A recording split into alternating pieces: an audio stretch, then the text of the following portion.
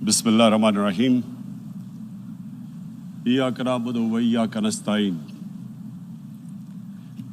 Mr. President,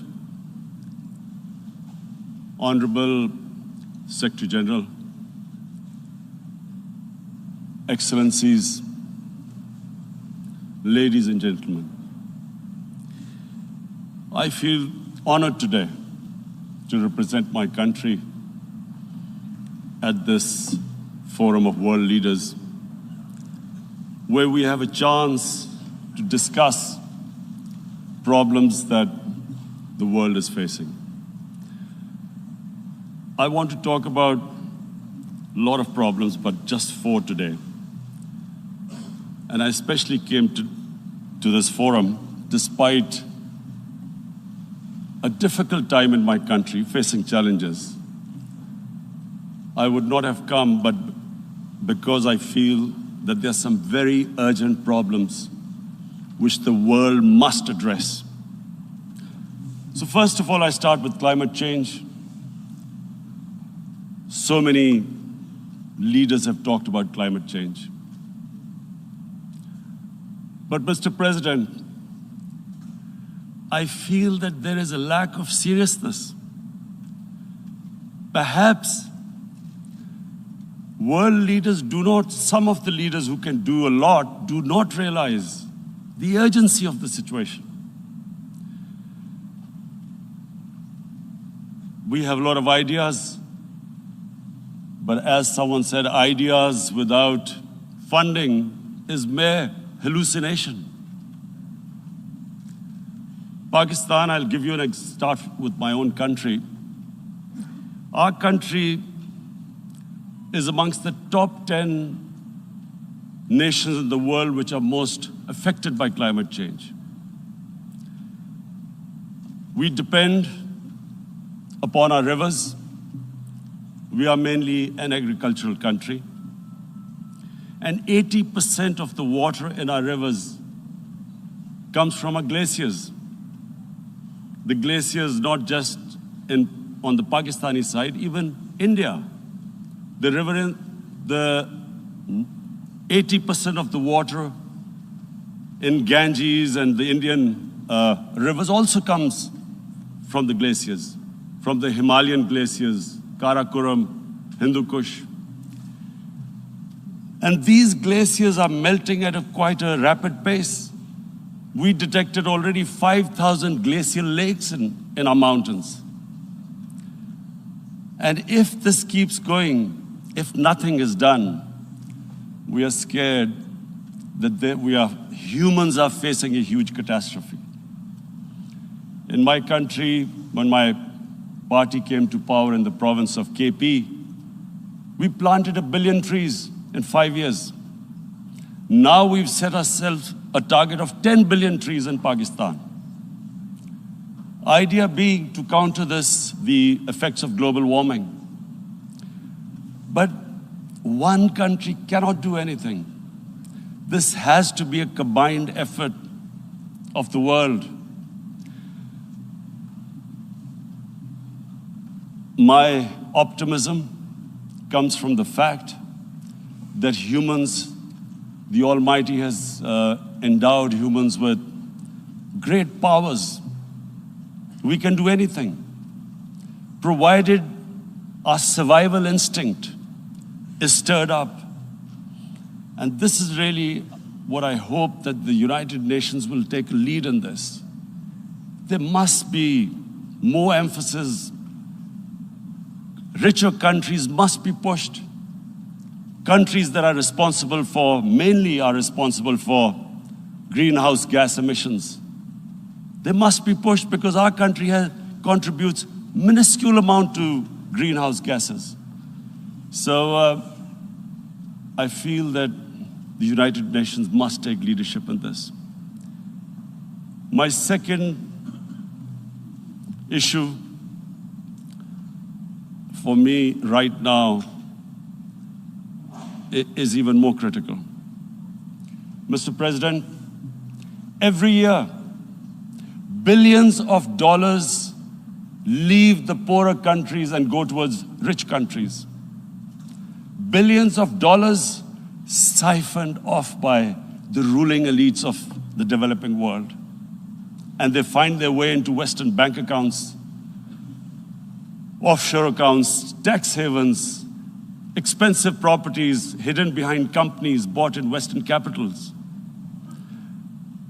Mr. President, this is devastating the developing world. This is causing more poverty, debts.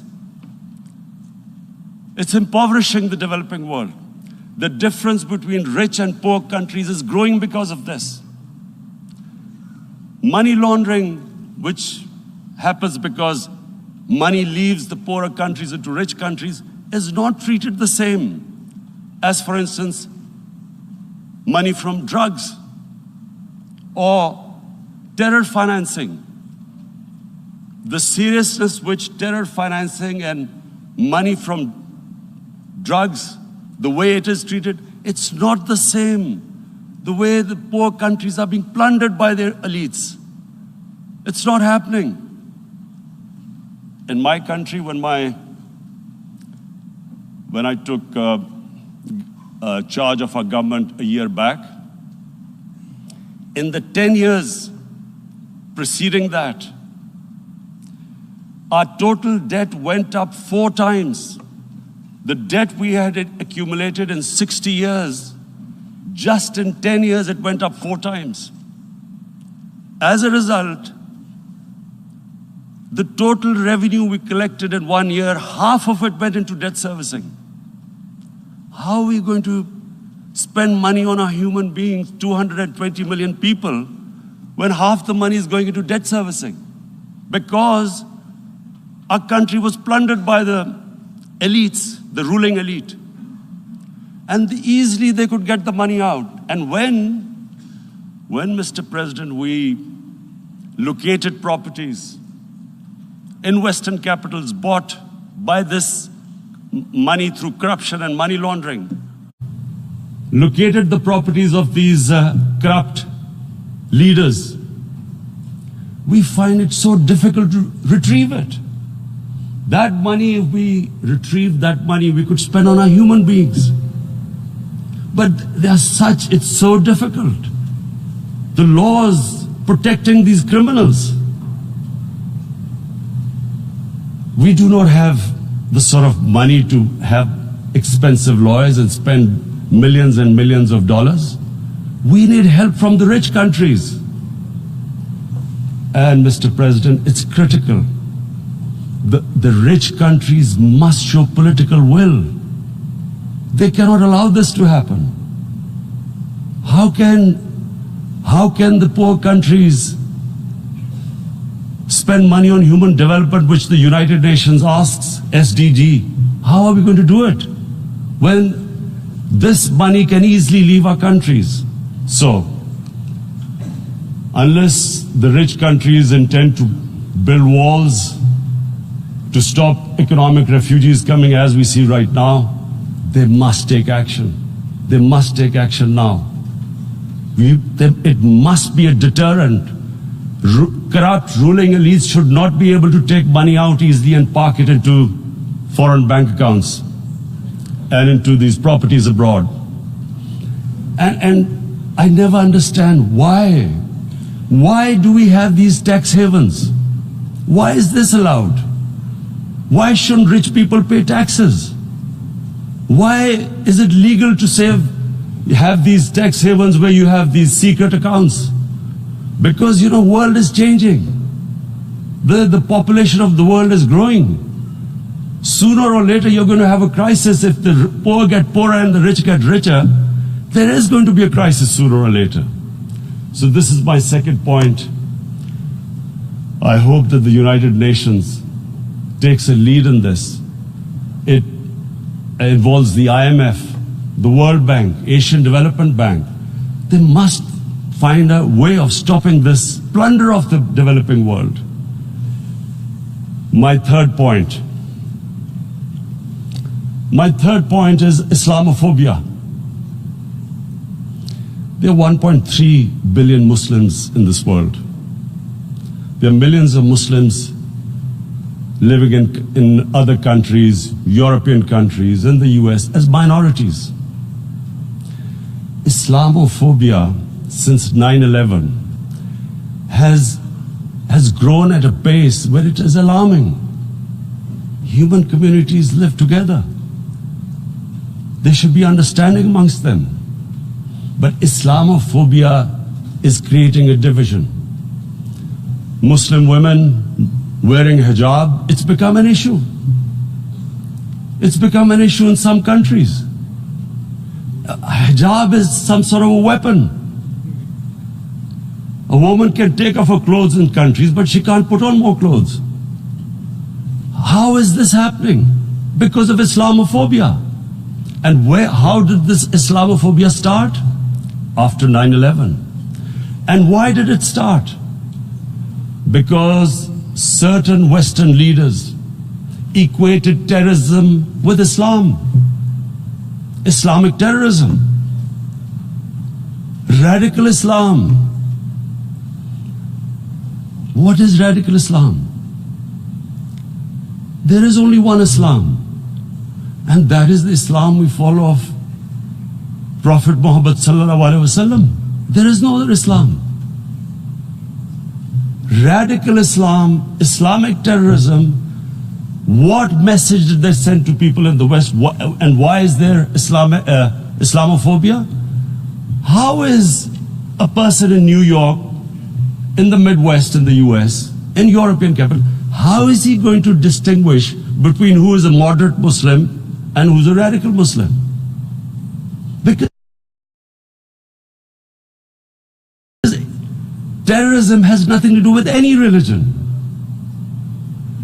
This Islamic terrorism, Islamic radicalism, and sadly used by leaders, this has been the main reason for this Islamophobia.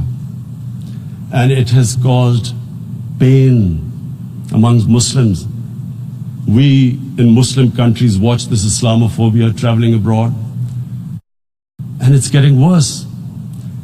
And may I just say, Mr. President, that in European countries, it is marginalizing Muslim communities.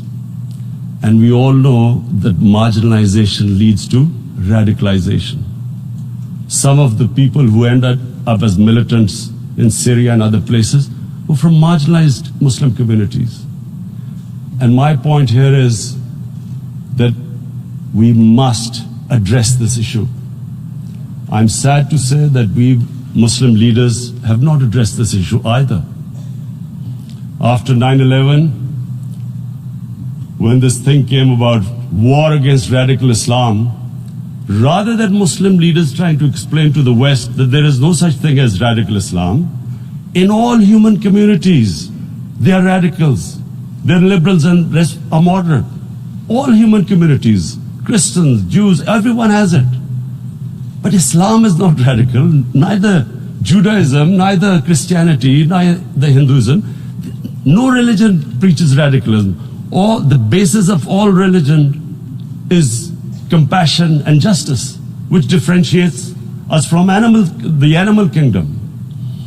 But unfortunately, the Muslim leadership was so scared of being called radical Islam that all of them became moderates. In Pakistan, we were in the eye of the storm, and our government coined a phrase called enlightened moderation. No one knows what it meant, but everyone started putting on Western suits that they were moderates, started speaking. Even those who didn't know English would speak English because they were moderates. No one had a clue what it was, because we, in the Muslim world, did not explain to the West that there is no such thing as radical Islam. One of the reasons why, after 9/11, Islam was supposed to be equated with terrorism was suicide attacks. Because the 9/11 bombers did a suicide attack, all sorts of theories came up that the Muslims are involved in suicide attacks because they will get virgin in heavens. Some came up with, what about women? Suicide attackers. So this bizarre thing happened. No one explained. Suicide attacks and Islam were equated. No one did research that before 9/11, the majority of suicide attacks in the world were by Tamil tigers, who were Hindus. No one blamed Hinduism, and quite rightly. What has Hinduism got to do with what desperate people were doing in Sri Lanka? We all know about, we've seen films about Japanese kamikaze pilots at the end of the Second World War doing suicide attacks. No one blamed the religion. But here we were trying to prove we were moderates and not explaining to the West. But the most important thing I wanted to say here today, in explaining this Islamophobia, Mr. President, and I feel it's very important because I've spent, because of, I played professional sport in England, I spent a lot of time there, so I know how the Western mind works and how West views religion. So where the misunderstanding about Islam came. And one of the reasons it caused Islamophobia. That was, in 1989, this book was published, maligning, insulting, ridiculing our Prophet Muhammad sallallahu alaihi wasallam. And there was a reaction in the Muslim world. The West couldn't understand what was the problem. Because in the West, because I have spent so much time in the West, religion is perceived completely differently. They don't look upon religion like we do. And so, Islam was supposed to be an intolerant religion. It was against freedom of expression. And Islam took a real beating 30 years ago. I still remember it became a watershed. And every 2 or 3 years, someone would malign our Prophet, peace be upon him. There would be a reaction by the Muslims. And again, it was Islam, an intolerant religion. Again, this time, I blame a certain section of the people in the West who deliberately provoked this, knowing the impact it would have. But the majority of the people in the West didn't understand. This is where, again, Muslim leadership let the Muslims down. We should have explained to them what our Prophet, peace be upon him, means to us. So in 1 minute, I'll try and explain what he means to us. Our Prophet was the witness to the divine book, the Holy Quran. The Holy Quran is the book of guidance for Muslims, and the Prophet's life was living the Quran. He was an example of what the Quran guided us to be. So he is the ideal we all try to get to. The Prophet created the state of Medina, the first state in Islam. That state was the basis of a Muslim civilization which became the predominant civilization for the next 700 years. And what was that state? I hear such strange things about Islam, that it is against women, it's against minorities. The first state of Islam in Medina, it was the first time a welfare state was set up. The state took responsibility of the weak, widows, orphans, poor people, handicapped. It taxed the rich, spent the money on the poor. The state announced that all human beings are children of Adam, hence equal, whatever the color of their skin. The state announced, the Prophet announced that, and slavery, the whole system depended on slavery as it did for many years in the Western societies. The Prophet said that one of the greatest deeds is to free a slave. But because the society depended on slavery, he said, but if you have to treat them as an equal member of the family. And as a result, something happened in a Muslim world which hasn't happened in any other civilization. Slave dynasties appeared. Slaves became kings. The Mamluks, slaves who ruled Egypt. In India, there were slave dynasties. And then, with minorities, again, you hear that Islam is supposed to be against minorities. Let me just make this clear. In Islam, the Prophet announced that everyone was free to practice his religion.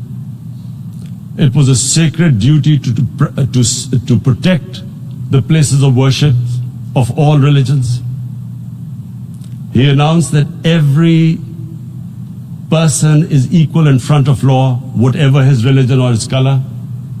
And this incredible case, and I always quote this, that the fourth Khalifa, the head of state of Medina, he lost a court case against a Jewish citizen.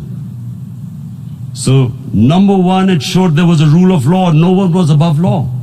And number two, that a Jewish citizen was an equal citizen. So, Mr. President, when a Muslim society is unjust to its minorities, it is going against the religion of Islam and our Prophet, peace be upon him. So, it is important to understand this.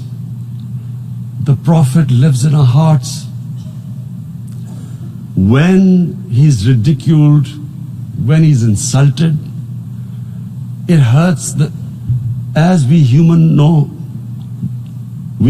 beings understand one thing, the pain of the heart is far, far, far more hurtful than physical pain. And that's why the Muslims react. And I always thought that if I ever had this stage, I would try and explain this to the world community, especially to the Western community, because having lived in the Western community, people didn't understand this. When I first went as a teenager to England, there was a comedy film on Jesus Christ. It's unthinkable in Muslim societies. So we need to explain that, look, in a human community, we must be sensitive to what causes pain to other human beings. We have,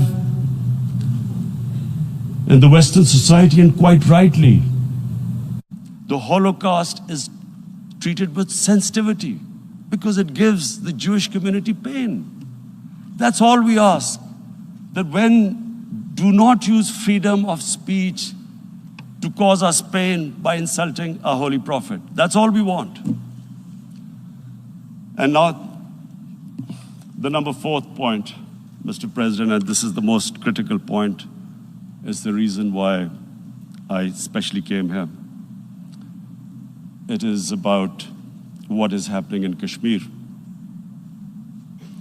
Before I go on this, I want to make one thing clear. That when we came to power, my first priority was that Pakistan would be a country which will try its best to bring peace.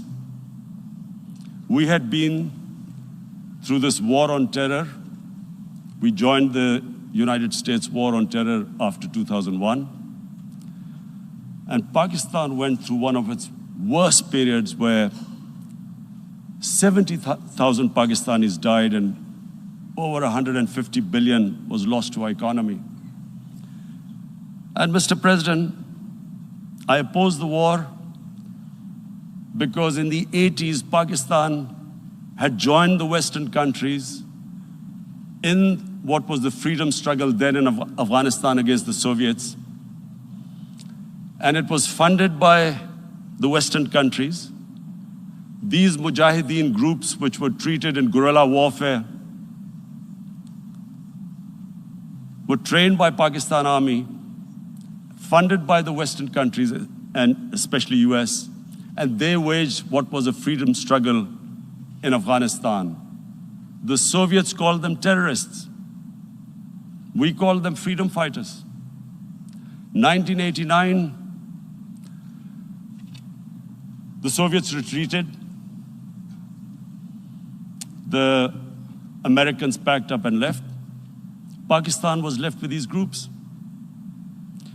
Come 9/11, Pakistan joined the United States in this war on terror.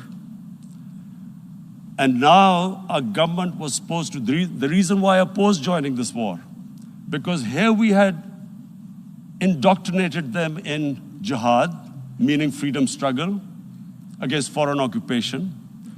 Now, because we had joined the US, and the US had occupied Afghanistan, now we were supposed to tell them that, no, this is not freedom struggle and jihad, it's terrorism. So that's why I tried to tell then government that, stay neutral, because you will have leverage over them. You will be able to control them. But if you join them, you become collaborators and they will attack you, which is what happened. They turned against us. We went through a nightmare. 70,000 people killed in a war we had nothing to do with. No Pakistani was involved in 9/11. Taliban were in Afghanistan. Al-Qaeda was in Afghanistan. What had we to do with it? 70,000 Pakistanis died. So when we came to power, we decided that we would dismantle what was left of these groups. And this decision was taken not just by us, but by all the political parties in Pakistan. Unfortunately, they didn't implement it. So we came to power, we decided to implement it, and we dismantled whatever was left of the groups. And I know that India keeps accusing us that there are these groups there. I would like the United Nations to send observers, see for themselves what we've done. No Pakistani government would have dared to do this because it would have created strife. But we decided that there would be no militant organizations in Pakistan. So I need to give you this background and to what I'm going to say later on. And secondly, we started mending fences. I invited the Afghan president. We developed a relationship with Afghanistan. We had problems with Iran. We mended fences there. And then India. Now let me just give you a little background about my relationship with India. Because of cricket, and cricket being it's a passion in the subcontinent, I had great following in India. I have friends in India, and I loved going to India. So immediately, when my party came to power, the first thing we did was to immediately reach out to India. And I spoke to President Modi and I said, look, we have similar problems. Climate change, poverty, let's get together. Let's resolve our differences through trade. Let's build a relationship on trust. Prime Minister Modi told me that, there were terrorist attacks from Pakistan. I said, we have problems with you. There are terrorist attacks which we know are instigated by India in Balochistan. We caught a spy, Kulbhushan Yadav, who admitted what the sabotage going on in Karachi and Balochistan. So we said, look, let's leave that behind. Let's move forward. Our main priority should be our people. The highest number of poor people live in the Indian subcontinent. Unfortunately, didn't make any headways. Our foreign minister was supposed to meet on this in the UNGA last year. India canceled it. We thought that it's their election coming up. It's a nationalist, ultra-nationalist party. It doesn't want to cozy up to Pakistan. So we thought, okay, we'll wait till the elections. Meanwhile, a 20-year-old Kashmiri boy, whose father said was radicalized by the security forces in Kashmir, blew himself up on an Indian convoy. Immediately, India blamed us. I spoke to the Indian public on television. I said, if you give us any iota of proof, we will immediately take action, because we've clamped down on these groups. Rather than sending us any proofs, they sent their jets in, they bombed us. We retaliated. A jet, 2 of their planes were shot down, 1 pilot bailed out in Pakistan. We immediately returned the pilot, saying that, look, we do not want any escalation.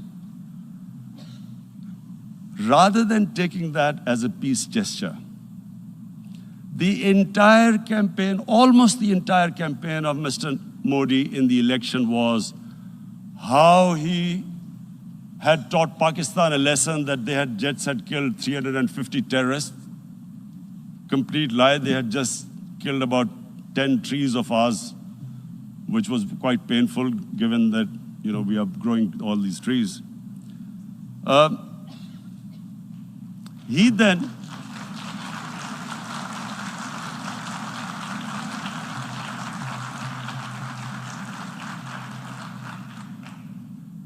the election campaign, Mr. Modi used words like, this is just a trailer, the movie is about to start.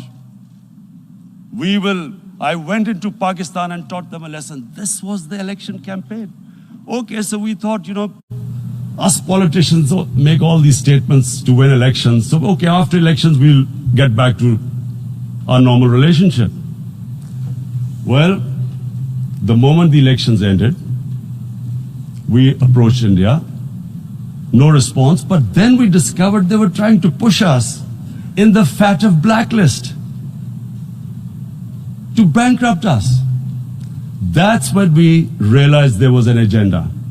And that agenda became obvious on the 5th August when India went against 11 United Nations Security Council resolutions which say that Kashmir is a disputed territory and the people of Kashmir have the right of self-determination. They went against that. They went against Simla Accord, which is about bilateral, sorting out our differences through bilateral means, went against that. They actually went against the Indian Constitution. Illegally, they revoked Article 370, which gave Kashmir the special status. They got an extra 180,000 troops there. Total number of security forces in Kashmir now are 900,000. And they put 8 million people of Kashmir under curfew.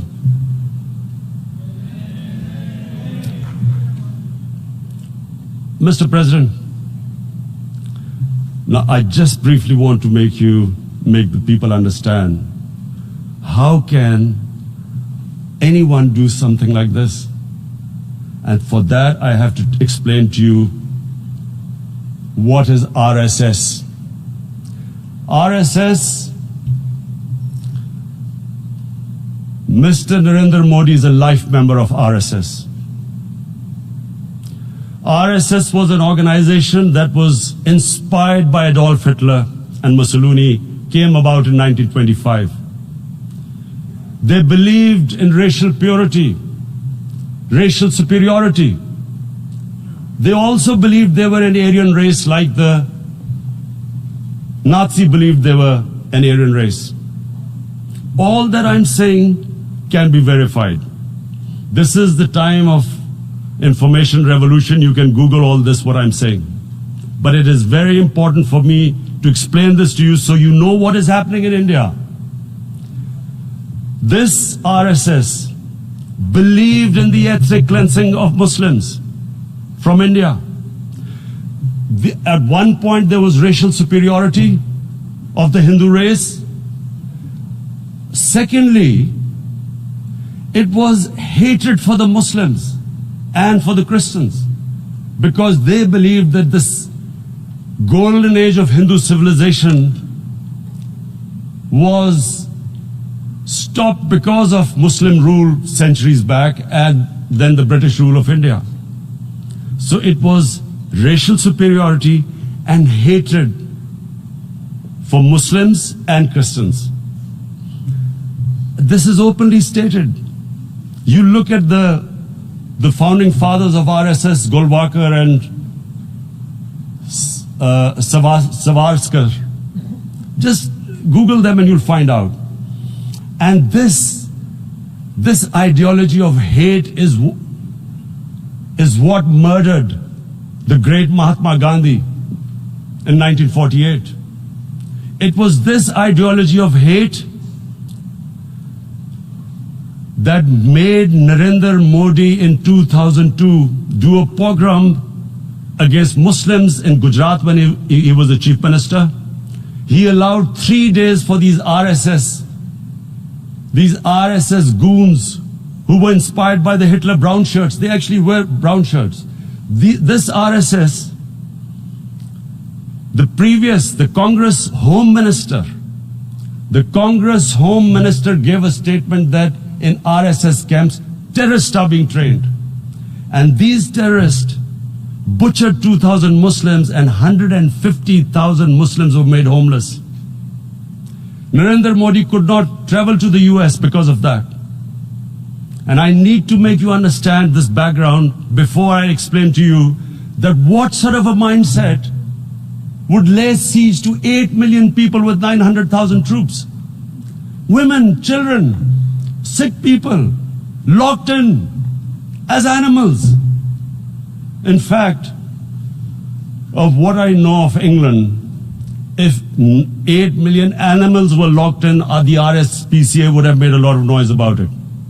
These are human beings.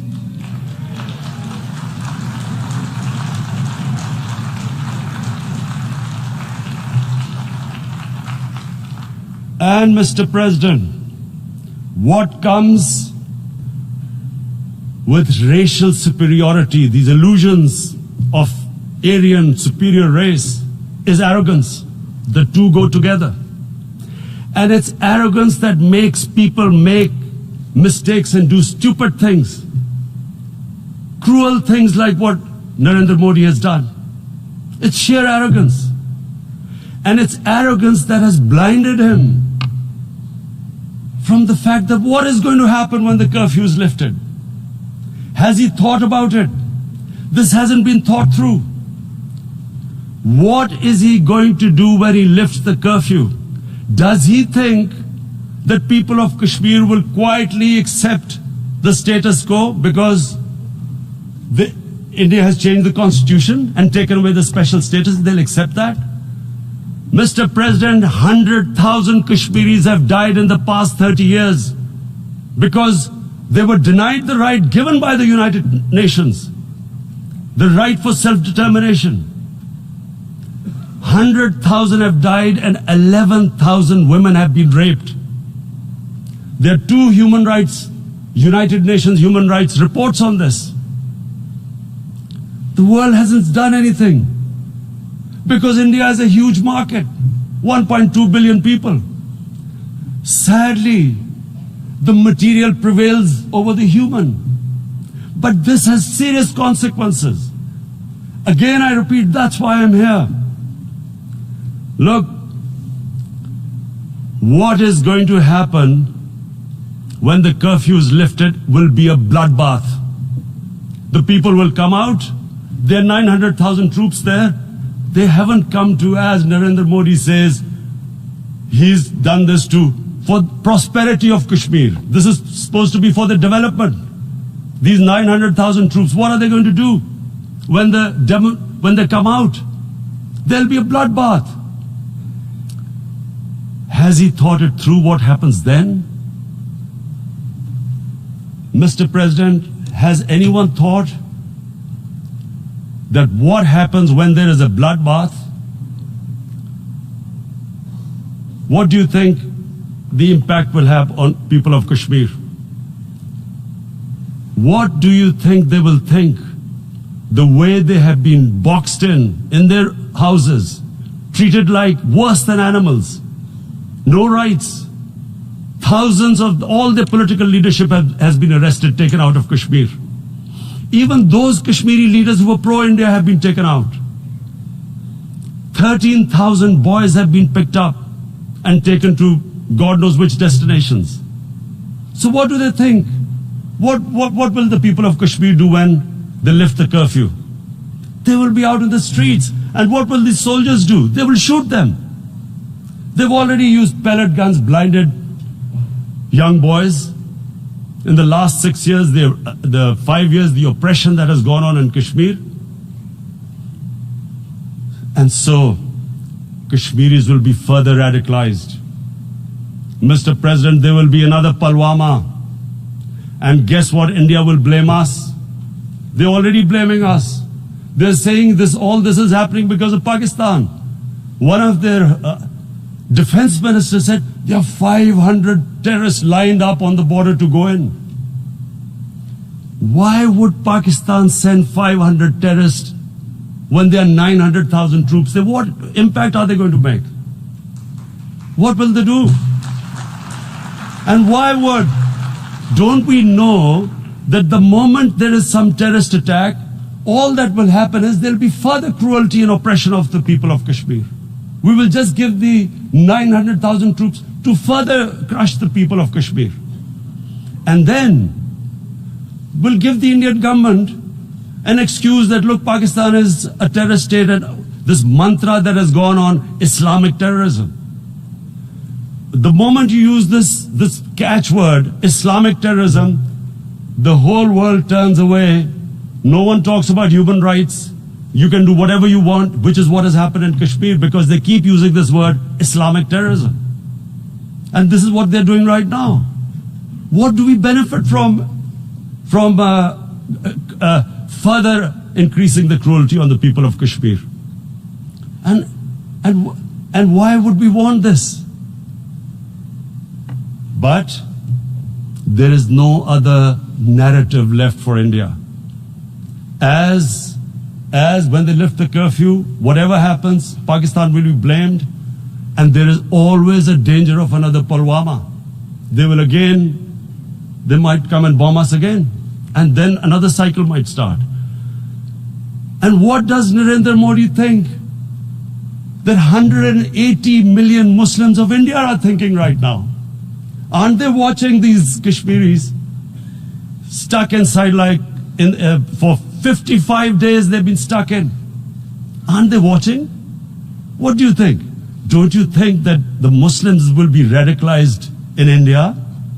And I'm talking about 180 million people. And when they get radicalized, there will be some incident in India somewhere down the line. Again, we will be blamed. And I'm warning you right now, again we will be blamed. And Mr. President, what about 1.3 billion Muslims who are watching this? And they know that it is only happening in Kashmir because they're Kashmiri Muslims. This is not happening to Kashmiri Hindus. They know that this is happening because of their religion. So what do you think they will be thinking? What do you think the Jewish community would think if they were, forget 8,000 Jews stuck like this?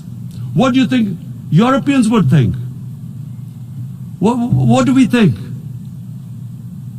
I mean, any human community, if their members are stuck like that, what do you think they will think? Are we a children of a lesser God? Is it not going to cause us pain? And then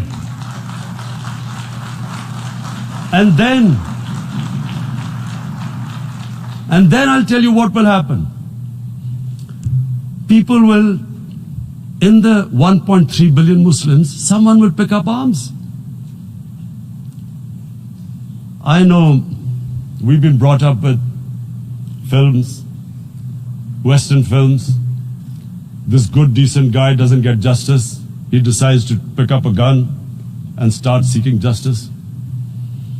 There was a film made in New York, famous film called Death Wish. This guy gets mugged by and his family, his wife gets killed or something. He can't get justice. He picks up a gun and he goes around shooting muggers. And the whole cinema cheers him on. So what do you think the Muslims are thinking right now? If there is a bloodbath, there will be Muslims becoming radicals, not because of Islam, but because of what they will see, that there's no justice when it comes to Muslims. There were Rohingya Muslims, Myanmar, who are, God knows, almost 1 million people out, ethnic cleansing. What was the response of the world community? So what do you think will be the response of 1.3 billion Muslims? I picture myself. I'm in Kashmir. I've been locked up for 55 days. I've heard about, and there are rapes, Indian Army going into homes, soldiers. Would I want to live this humiliation? Would I want to live like that? I would pick up a gun. You're forcing people. You are forcing people into radicalization. When people lose the will to live, what is there to live for? And this is what, if you can do this to human beings, you are actually radicalizing people. And so, Mr. President, I want to repeat here, this is one of the most critical times. There will be a reaction to this. Pakistan will be blamed. 2 nuclear-armed countries will come face to face like we came in February. And before we head in that direction, the United Nations has a responsibility. This is why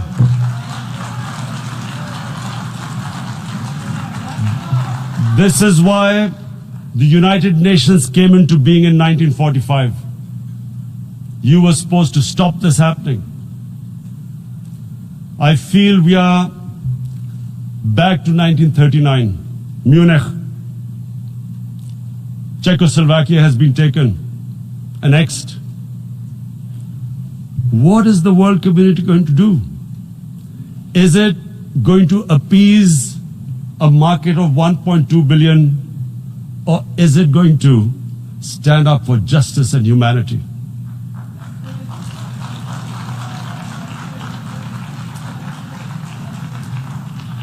If this goes wrong, you hope for the best, but be prepared for the worst.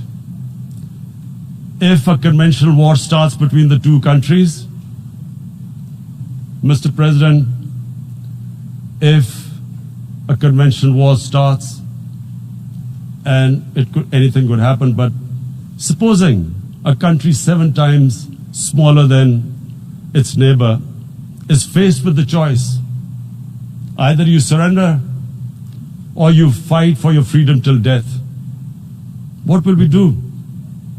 I ask myself this question. And my belief is, La ilaha illallah, there is no God but one. And we will fight. And when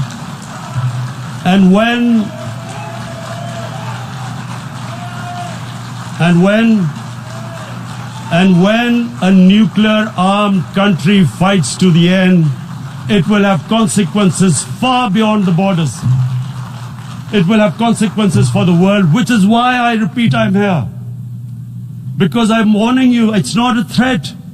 It's a fair worry that where are we headed? And I've come here to tell the UN, you've got to, this is a test for the United Nations. You are the one who guaranteed the people of Kashmir the right of self-determination. They are suffering because of that. And this is the time. This is the time not to appease like in 1939 appeasement took place. This is the time to take action. And number 1 action must be that India must lift this inhuman curfew, which has lasted for 55 days. It must free all political prisoners, and especially those 13,000 boys that have been picked up. Parents don't know where they've disappeared. And then the world community must give the people of Kashmir the right of self-determination. Thank you. En nombre de la Asamblea General agradezco al señor Primer Ministro de la República Islámica de Pakistán la declaración que acaba de formular y pido a protocolo que acompañe a su excelencia.